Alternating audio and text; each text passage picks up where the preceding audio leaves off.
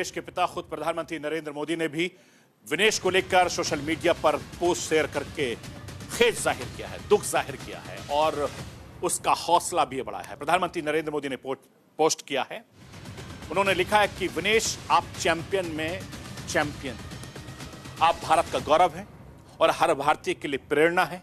आज की घटना दुख देने वाली है। काश मैं शब्दों में उस निराशा को व्यक्त कर पाता जो मैं अनुभव कर रहा हूं। साथ ही मैं जानता हूं कि आप लचीलेपन की प्रतिमूर्ति है। चुनौतियों का सामना करना हमेशा से आपका स्वभाव रहा है। मजबूत होकर वापसी करो। हम सब आपके साथ, आपके लिए प्रार्थना कर रहे हैं। 8 साल पहले रियो ओलंपिक में चोट लगने की वजह से देश की पहलवान बेटी बाहर हो गई थी। 2021 टोक्यो ओलंपिक में हार के बाद उन्हें खोटा सिक्का कहा गया था, लेकिन 2024 में पेरिस ओलंपिक में जब विनेश ने गोल्ड मेडलिस्ट को पटखनी देकर फाइनल में जगह बनाई तो हिंदुस्तान को लगा कि अब की बार गोल्ड पक्का है, लेकिन देश का सपना टूट गया। विनेश ओलंपिक से बाहर हो गई, तमाम हिंदुस्तानियों का दिल टूट गया, सपना चूर हो गया।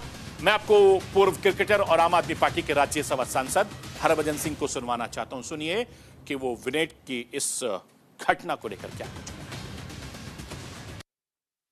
अनफॉर्चुनेट है क्योंकि विनेश बहुत पास थी गोल्ड के और हमें लग रहा था कि गोल्ड जीतकर वो आएंगे भारत वापस। और पिछले कुछ दौर जो थे बहुत मुश्किल वाले थे उनके लिए भी, और जो हमने देखे हालात, जिन हालातों से वो गुजरी हैं और उस तरीके से गुजरना और उसके बाद यहाँ तक पहुँचना, फाइनल नहीं खेल पाना, ये मुझे लगता है कि बहुत ही गुर्दा चाहिए ऐसी चीज़ को पचाने के लिए। और पर मेरे लिए वो विजेता है, वो जीत के अब बहुत करीब थी बट खेल नहीं पा रही हैं फाइनल। ये इट्स अनफॉर्चुनेट, पर मैं तो यही उम्मीद कर रहा था कि गोल्ड जिस दिन वो लेके आए उनको मिलने जाएं, और उम्मीद तो यही करते हैं कि जिस दिन आएंगे तो मुलाकात तो ज़रूर होगी।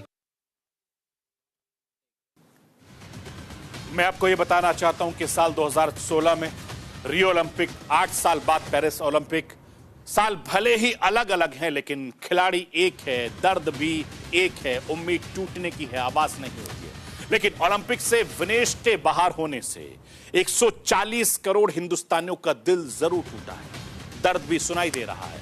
विनेश फोगाट के लिए पिछले 3 ओलंपिक उतार चढ़ाव भरे रहे हैं और तीनों बार उनका दिल टूटा है। 2016 रियो ओलंपिक में विनेश का पैर टूटा, उनका ओलंपिक में गोल्ड मेडल जीतने का सपना भी टूट गया। 2021 में टोक्यो ओलंपिक में हार के बाद विनेश को वैन का दंश भी झेलना पड़ा था, लेकिन वो एक फाइटर की तरह 2024 में वापसी की थी और ऐसी वापसी की उन्हें देखकर हर कोई हैरान था।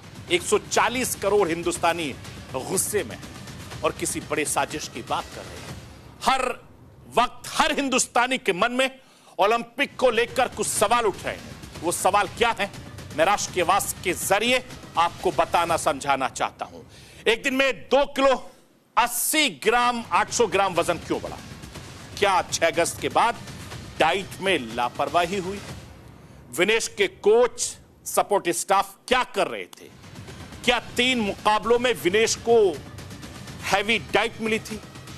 क्या हर मुकाबले के बाद वजन की निगरानी नहीं हुई?